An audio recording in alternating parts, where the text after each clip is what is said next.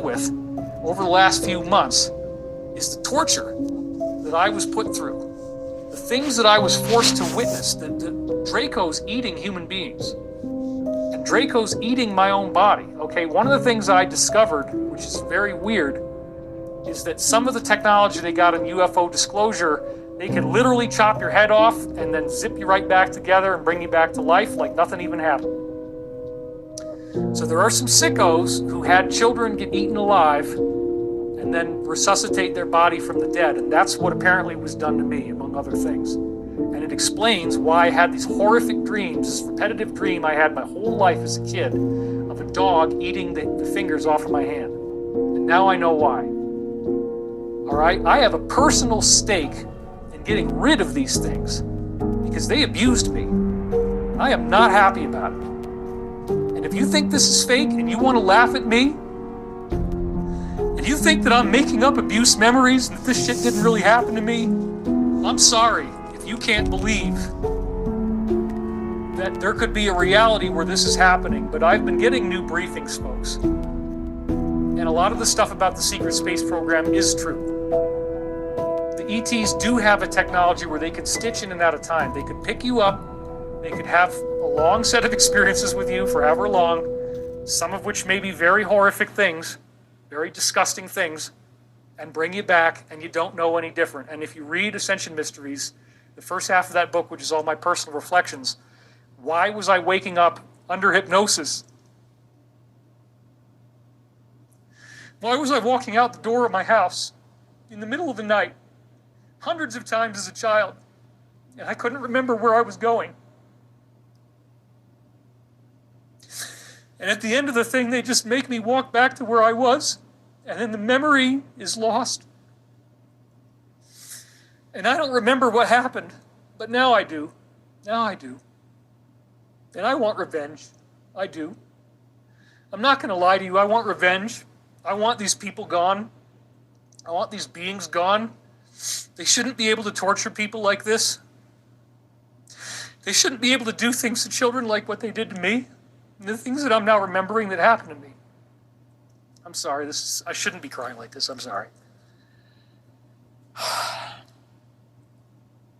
You don't have to believe me. You don't have to believe that these things happened to me, that's okay. But I want to be clear that it did, and I want to get back to the slides so we can talk about where this is going. So,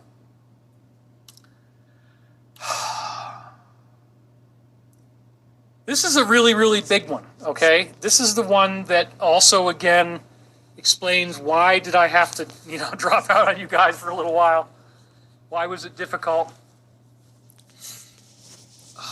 I had no idea that I was involved in this crap, folks. I had no idea that I was forced to witness ceremonies, but it makes sense because of why I've been so pursuing this for so long. How the hell are they able to do this and not have you remember? It's amazing. I really have had a lot to process. But I now feel that in my other life, in my waking life, I've of course lived it with perfection. I've never wanted to be evil at all. And these things were done to me against my will. The people who molested me did so against my will. They did it on stage. They did it in front of large audiences. And they were making fun of me because I had special abilities in this ultimate personality that they created. I had telekinesis. And so if you go back to some of the dreams that I posted online in 1997, there's a dream where I'm in my school cafeteria and everyone in the audience is in a robe. And they all have their way with me, make them a banana sandwich. And I didn't realize when I wrote that dream down that it was true, but that I couldn't remember because the memories were taken away from me.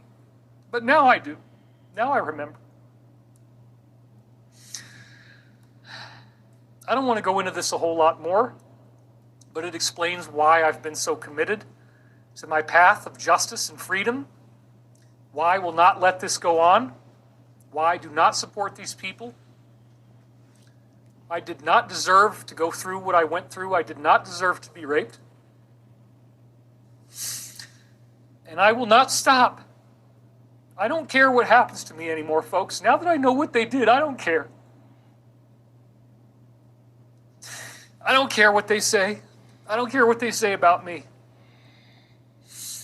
This has got to stop. We need this thing to end.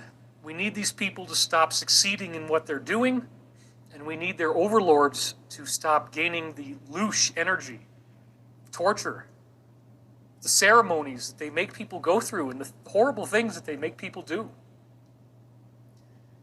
The people who are in these organizations, for the most part, do not want this. They do not want to be doing these things, folks. They do not want to participate in these ceremonies. And there would be a mass exodus, according to Savali. There would be a mass exodus if they felt they could leave and not be tortured.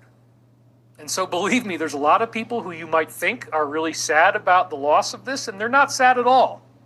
What a relief it will be to not have to go through ceremonies anymore. What a relief it will be to not be abused by your higher-ups anymore. This is profound, okay? So as you start to become aware, when the veil drops, when you realize that this world is an illusion, it's becoming a lot easier to see that now. They've made it obvious. They're not hiding their agenda, okay? And I have been staunchly opposed to this the entire time. Nobody should have to go through the things that I seem to be remembering having happened to me. Nobody should ever have to go through this crap. So, as you go farther and farther down your path, and people are saying, oh my God, I'm crying, let it out, we will love you, my heart center aches, my goodness, such pure evil. Yeah, I mean, okay. I'm not going to keep crying, but I had a time loop in 1997 that made me be aware that I was ritually abused. And it explains why I've always read this stuff and why when I saw these descriptions that I would feel such vivid things. I don't want you to feel sorry for me. I don't feel bad about the fact that this happened to me per se, but I absolutely do not want to ever go through this again, and I will not go through this again. And under no circumstances will I permit this to happen to me again.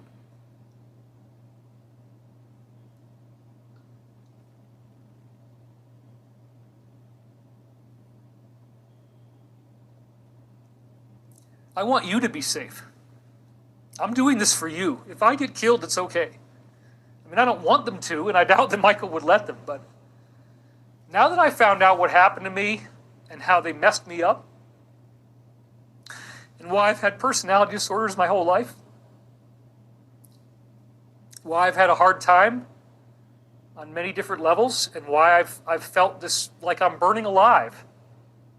Well, if you have trauma in your subconscious and you can't remember what it was, if they don't allow you to remember what happened to you, and this happens in the course of traumatic memories anyway. I mean, if something bad happens to you, you're going to dissociate it into some corner of your mind, okay? It's not a bad thing that I'm crying right now, and it's not a bad thing that I'm sad, and it's not a bad thing ultimately that these things happen to me either, because I now know that I will fight to the last breath I have to keep you safe, to keep this planet safe, so that you don't have to go through what I went through, because in the future they want to do this to a lot more people, not just folks like me who were smart and they did some strange thing with us, okay? This is a big subject, and the time loop really helped me to see something that was very important. So I needed to step away. You can't heal and be creative at the same time. You can't be fighting this war and get better and become an adept, you see. You need the silence. And so that's why, getting back to the slide, that I had to free myself from the thoughts, constraints, opinions, and bonds of other people, which unfortunately includes you guys in the audience, and I am sorry. But when you start finding out that people made you into a banana sandwich, and you start remembering those things, you got to take some time off. It was much, much bigger than the divorce. So don't think that the divorce is why I was so silent. The divorce was only the catalyst that triggered these memories. Once the memories came, I had to sit with them. I had to process them. I had to say, did this actually really happen?